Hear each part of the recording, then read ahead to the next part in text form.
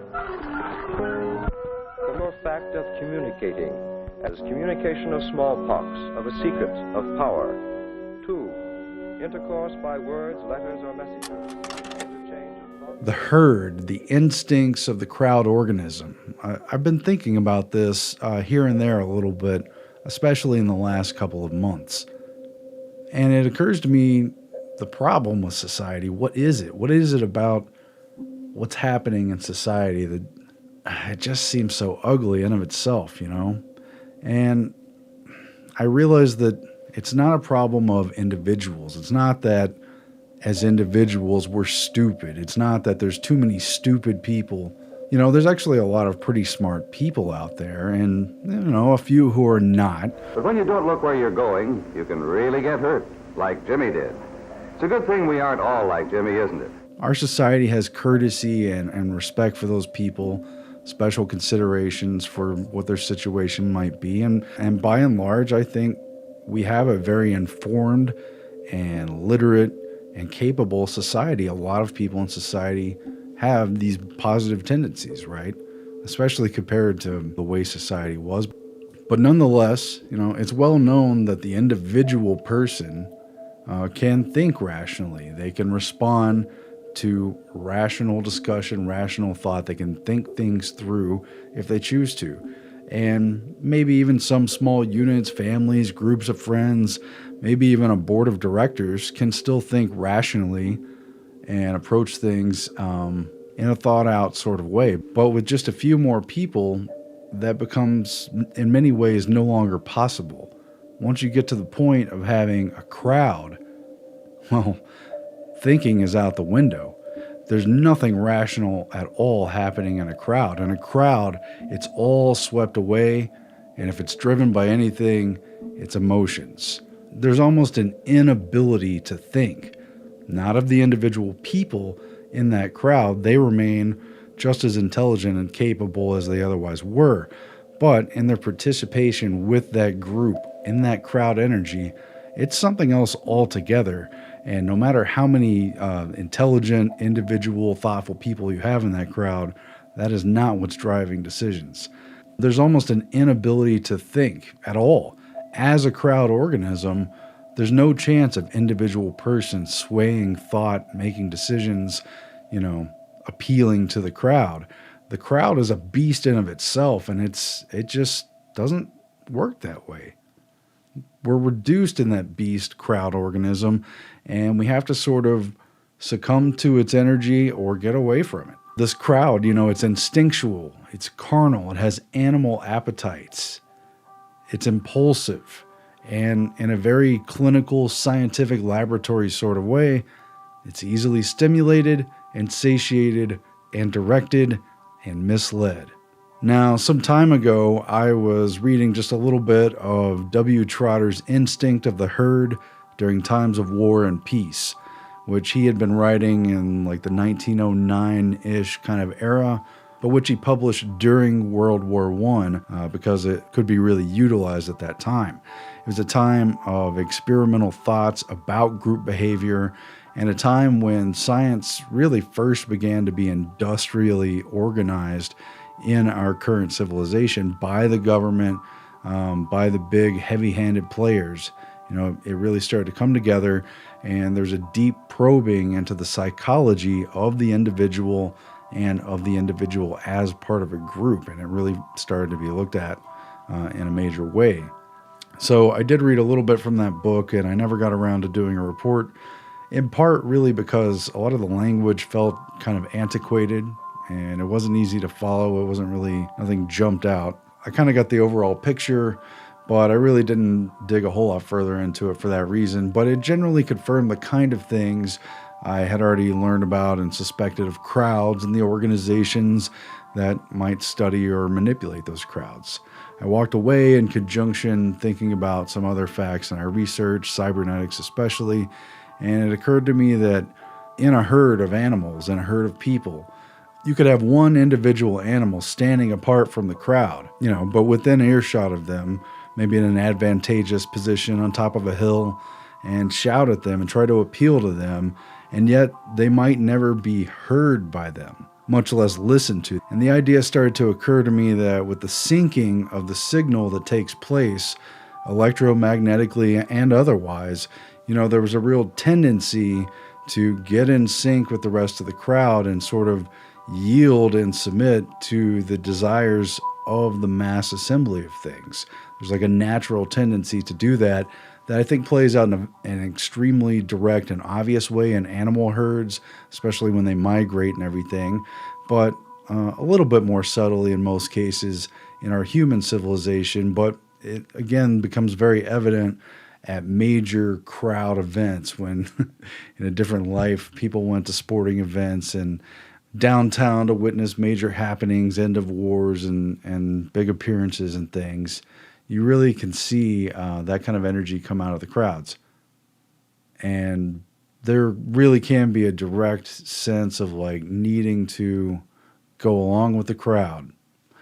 And all things being equal, the concept of entropy, an information theory concept, and entropy tells us that in a world of chaos, it's overall somewhat unexpected to see things carefully organized and fall into place. But once they tend towards that direction, a sort of negative entropy, where you get repeated common possibilities, where things settle into greater and greater levels of organization and things get very typical and expected, things that are not spontaneous get kind of reduced, and it's like a redundant bit of information, and it's just one more brick in the wall. And perhaps in a communication sense, these repeated messages, so many of the same, they get very boring. And in theory, something new, something eccentric, a free radical of information, if you will, floating around and refusing to be conformed and put into place might be, or seems like it should be, something that really stands out and would naturally grab people's attention because it's different and atypical. And in that way, something unusual, something that really hasn't been explored yet, hasn't been said yet, kind of has a natural value. It's a treasure after a while. When so many things become typical and redundant and known, something new is valuable. If classes and classes for generations of people learn the same facts about science and English and history and whatnot, and each year somebody learns those facts new and masters the course, and they can now tell you the same story that everyone else learned, well, that's not usually very interesting to people because it's just a regurgitation. It's just a repeating of something they were already told to think, right? But a new idea that hasn't been taught, something that might shake things up, that naturally should have an appeal. But in herd behavior, I'm not sure you see this kind of concept of entropy where odd, unique information has that sort of inherent value. And this sort of crowd behavior, herd behavior, it seems to me that there's a sort of disinterest in the voice of the information of the outlier. The outlier, the standout, is the last voice that adherents to the group would hear out and stand around and listen to. In fact, the people in the crowd might not be able to hear them at all. And as such, these outlying voices with such a different and incongruous signal from the dominant sort of sync hive, it's almost like they're not there at all. There's that loud humming from the reinforced center of this crowd that begins to establish itself and create its own sort of gravitational energy that pulls people more and more into the redundancy of that message at the expense of anything unique and interesting to say. And as more and more sort of huddle around that signal, and the outlying signal is drowned out in spite of its merits. But besides noise, there are other factors which can keep the information from reaching its destination intact. Something is lost and destroyed. Not the merits of that conversation, but of the crowd's ability to consider The background and conditioning of the receiving apparatus may so differ from that of the transmitter that it may be impossible for the receiver to pick up the signals without distortion. Such an idea from an outlier would be very, very difficult for a well-attended crowd machine to hear, much less listen to almost at all. I mean, metaphorically, but almost maybe literally, with the way the electromagnetic signals work. The current flows, it ceases to flow, it flows. As flowing as the human movements may seem, they are actually the product of these countless yes-no decisions communicated with great speed to and from all parts of the body. The channel is the nervous system. Each nerve is... At any rate, more recently when I started thinking about doing this as a report, I was flipping through Gustave Le Bon's The Crowd, a study of the popular mind. And it was published in 1895, which makes it even a little bit older than the Joseph Trotter Hurd book from the early 1900s. But the language, at least to me, felt a lot more modern and direct and on point here.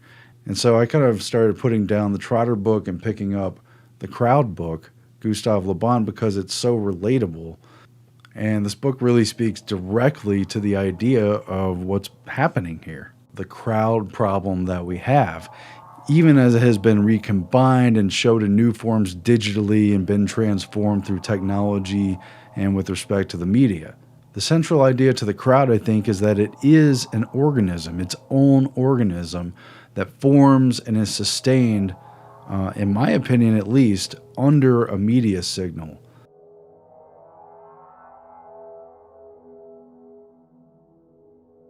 Within the spectrum and the broadband of a media signal. When we watch them turning and wheeling, how often have we wondered what holds such birds together in their flight?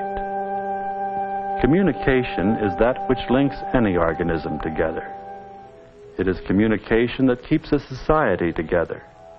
And though these people seem unaware of each other's existence, neither looking nor speaking, one group meets and filters through the other, with hardly two individuals coming in contact.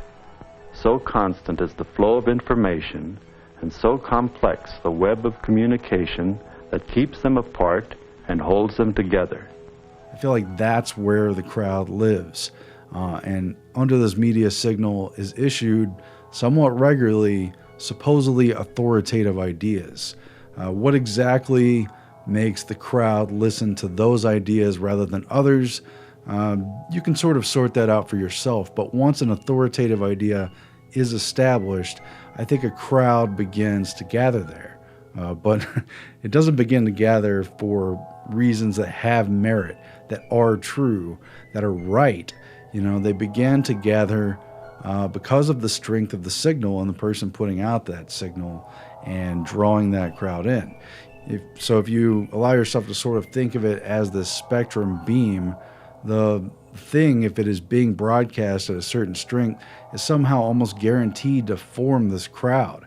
It draws bugs to it like a light. So everybody's a little bit here and there and everywhere in the larger plantation of things. But when that signal is turned on, when the night light goes in, bugs are just drawn to it and they congregate, and then there's a mass there and they start to feed off the same energy, and, well, that's the crowd thing that I'm talking about. At any rate, Joe Joseph from the Freedom Link, he was the one who originally recommended to me Gustave Le Bon's The Crowd, and with good reason. So here's just a couple passages from that. And the point in the book is reiterated over and over and over again, so you're going to get the point. And I don't think I have to read a huge volume of it to get that across. It applies differently, maybe to different points of time and different situations, but you can recognize it in the context of the present if that's where your focus is applied. So coming in from Chapter 1, Book 1, The Mind of Crowds, he opens with what he identifies as general characteristics of crowds, psychological law, and their mental unity. What constitutes a crowd from the psychological point of view, a numerically strong agglomeration of individuals, does not suffice to form a crowd. Special characteristics of psychological crowds, the turning in a fixed direction of the ideas and the sentiments of individuals composing such a crowd, and the disappearance of their personality. The crowd is always dominated by considerations of which it is unconscious. The disappearance of brain activity and the predominance of medullary activity. the lowering of the intelligence, and the complete transformation of the sentiments. The transformed sentiments may be better or worse than those of the individuals of which the crowd is composed. A crowd is as easily heroic as criminal. But the point is that there's a disappearance of their individual personalities.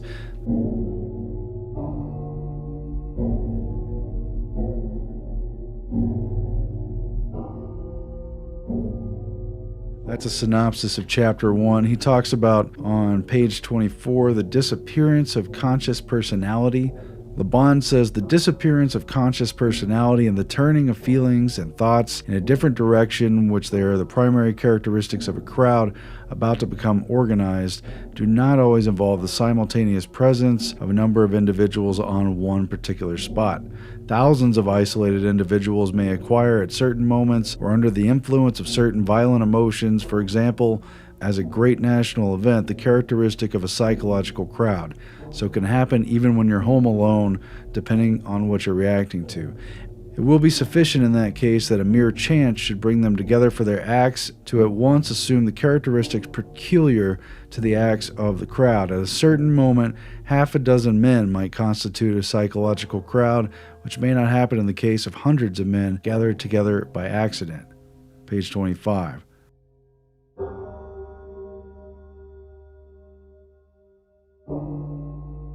Page 27.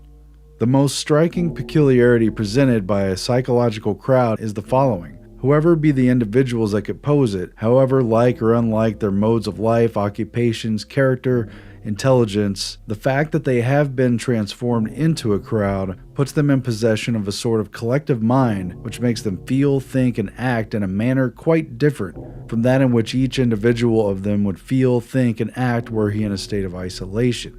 There are certain ideas and feelings which do not come into being or do not transform themselves into acts except in the case of individuals forming a crowd. The psychological crowd is a provisional being formed of heterogeneous elements which for a moment are combined exactly as the cells which constitute a living body that are formed by the reunion of a new being which displays characteristics very different from those possessed of each of the cells singly. So they're saying the crowd comes together exactly like a body. Page 29. It is precisely these general qualities of character governed by forces of which we are unconscious and possessed by the majority of the normal individuals. It is precisely these qualities, I say, that in crowds become common property. In the collective mind, the intellectual aptitudes of the individuals and in consequence their individuality are weakened. The unconscious qualities obtain the upper hand. This is all sort of the consequences that play out from the Carl Jung collective unconscious situation. This very fact that crowds possess in common ordinary qualities explains why they can never accomplish acts demanding a higher degree of intelligence. The decisions affecting matters of general interest come to by an assembly of men of distinction, but in specialists in different walks of life are not sensibly superior to the decisions that would be adopted by a gathering of imbeciles.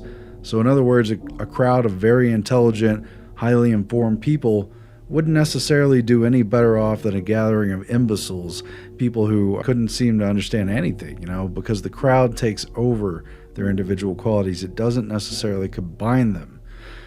The truth is, they can only bring to bear and comment on the work in hand the mediocre qualities which are the birthright of every average individual. In crowds, it is stupidity and not mother wit that is accumulated. It is not all the world, as so often repeated, that has more wit than Voltaire, but assuredly Voltaire that has more wit than all the world, if by all the world crowds are to be understood. Page 30. In a crowd, every sentiment and every act is contagious, and contagious to such a degree that an individual readily sacrifices his personal interest to the collective interest. Then there's the issue of suggestibility. To understand this phenomenon, it's necessary to bear in mind certain recent physiological discoveries. Page 31. We know today that by various processes an individual may be brought into such a condition that having entirely lost his conscious personality, he obeys all the suggestions of the operator who has deprived him of it, and commits acts in utter contradiction with his character and habits.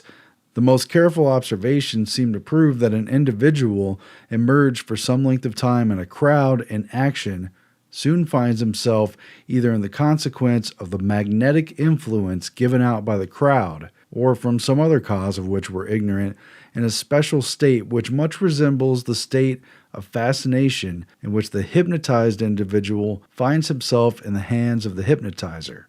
The activity of the brain being paralyzed in the case of the hypnotized subject, the latter becomes the slave of all the unconscious activities of his spinal cord, which the hypnotizer directs at will. The conscious personality has entirely vanished. Will and discernment are lost. All feelings and thoughts are bent in the direction determined by the hypnotizer. Such also is approximately the state of the individual forming part of a psychological crowd. Again, it's a psychological crowd. You could be part of that crowd from home, from millions of miles away, even without the interaction of technology. It's a state of identification in the mind, I think.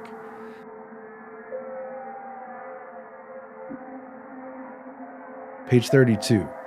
The individualities in the crowd who might possess a personality sufficiently strong to resist the suggestion are too few in number to struggle against the current.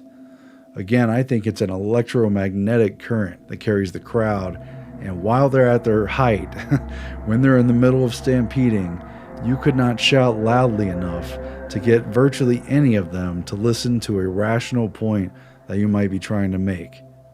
All you could do in a stampede is run with it or get out of the way so you're not trampled. Page 32. We see then that the disappearance of the conscious personality, the predominance of the unconscious personality, the turning by means of suggestion and contagion of feelings and ideas in an identical direction, the tendency immediately to transform the suggested ideas into acts. These we see are the principal characteristics of the individual forming part of a crowd. He is no longer himself, but has become an automaton who has ceased to be guided by his will. Isolated, he may be a cultivated individual. In a crowd, he's a barbarian. That is, a creature acting by instinct. An individual in the crowd is a grain of sand amid other grains of sand which the wind stirs up at will. Even before he has entirely lost his independence, his ideas and feelings have undergone a transformation, and the transformation is so profound as to change the miser into a spendthrift, a skeptic into a believer, the honest man into a criminal, etc. The conclusion to be drawn from what precedes is the crowd is always intellectually inferior to the isolated individual, but again, the crowd essentially cannot hear the isolated individual, no matter how loudly they shout and no matter how good their points are.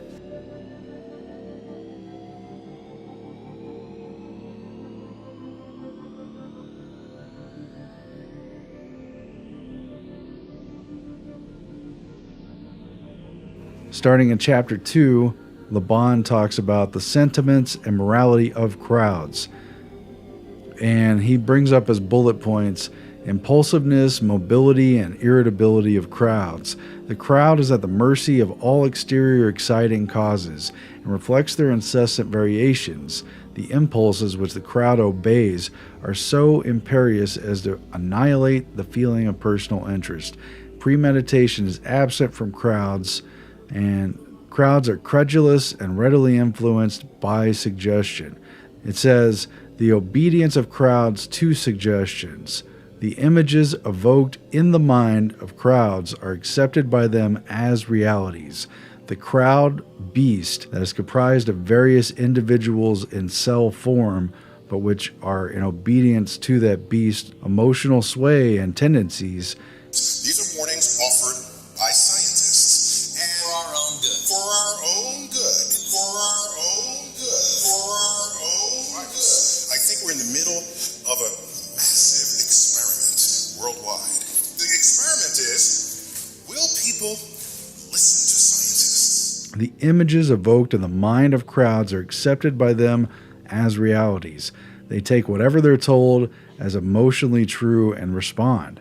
The people who've quarantined and who've been meticulous and vigilant and so on, In fact, we're saying, well, maybe they're at the highest risk for obeying the recommendations of scientists once they come out of their quarantine and of being so obedient. Interesting experiment we're in the middle of.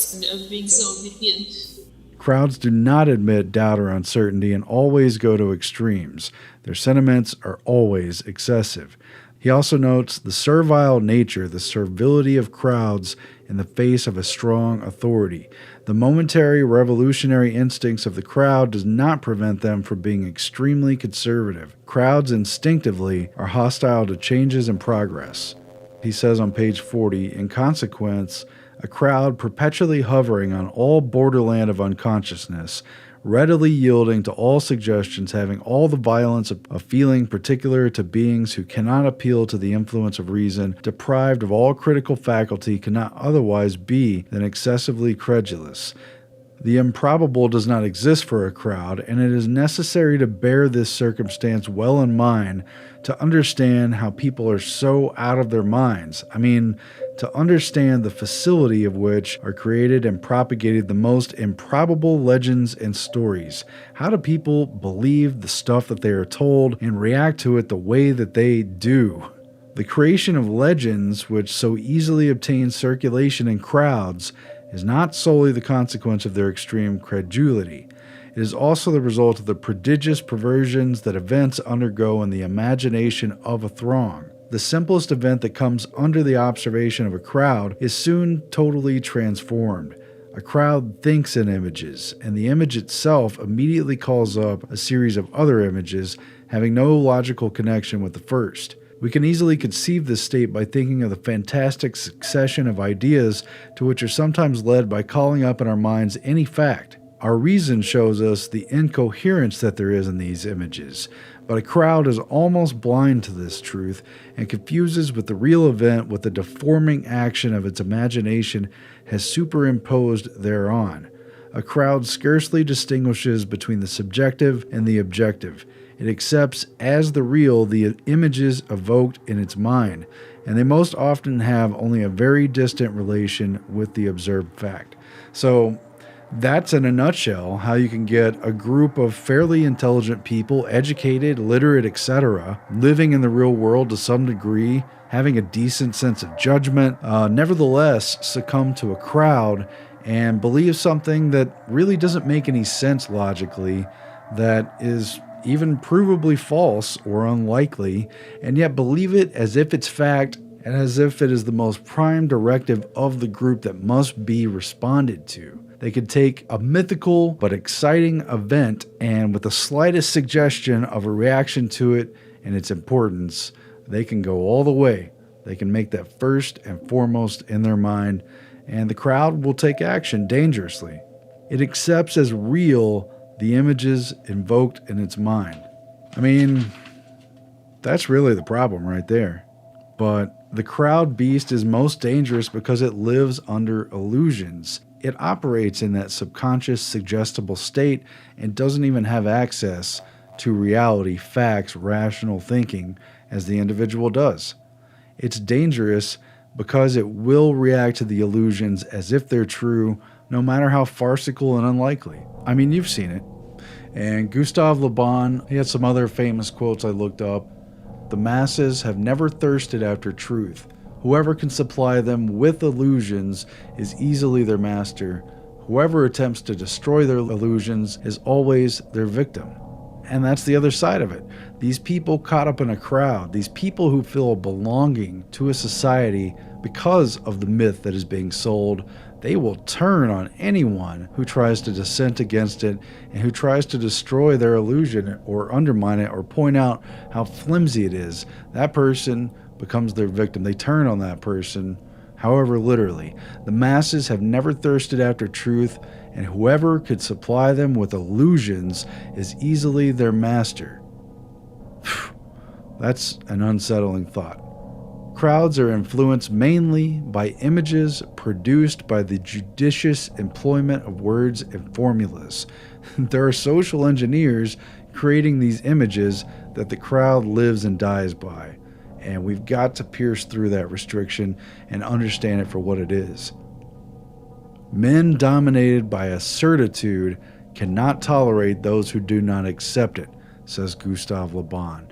One of the most constant characteristics of beliefs is their intolerance. The stronger the belief that this is what you have to do, you have to stand this many feet away, you have to wear this, the greater its intolerance. You didn't wear it. Men dominated by a certitude cannot tolerate those who do not accept it. It accepts as real the images evoked in its mind. There's a love of adherence to policies and so many things that are no more bona fide than that they are broadcast. They're not proven or vetted out or understood to be good ideas. They're just things that are said and broadcast and accepted by the crowd as truth. They're images and illusions that are sold to the wrong people for the wrong reasons. But it's that sense of belonging, the blind participation in that crowd that has come so much in this modern world to have its own draw, its own magnetic pull, and a dangerous one. You could tell in the public mind, you could see it wash across the faces of half-conscious people wearing masquerade disguises everywhere, moving their legs left before right and then repeat, waiting in lines everywhere, dutifully standing and moving to the square that they're told to move to. You could see how people are being shaped and molded into something through this, and that getting used to those reactions is part of the shaping. This news hasn't been easy to deal with. I know a lot of people have been taking it hard. I've had a few hard days over it. The news is all bad. I saw that they coined the word doom scrolling, and the solution's not immediately apparent. I understand feeling depressed about it, but I don't think it is completely total.